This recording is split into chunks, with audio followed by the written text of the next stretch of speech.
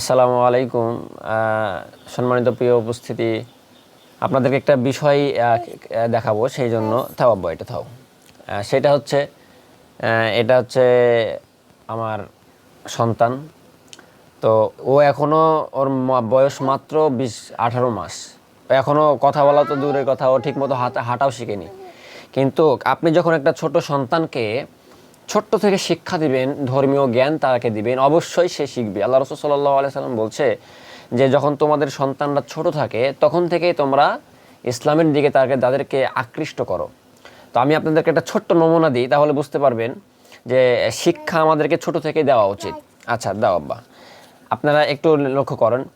আব্বা এদিকে তাকাও, আব্বু আসসালামু আলাইকুম।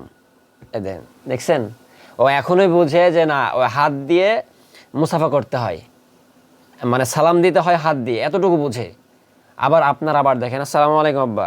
হ্যাঁ দেখছেন, ওকে এখন যেটা শিখাবেন ও সেটাই শিখবে। ও মসজিদে যখন সালাত পড়তে যায় তখন ও মসজিদে যায়। হ্যাঁ, তো আপনারা যাদের সন্তান আছে তারা চেষ্টা করবেন যে আপনারাও এইভাবে সন্তানদেরকে শিক্ষা দাও।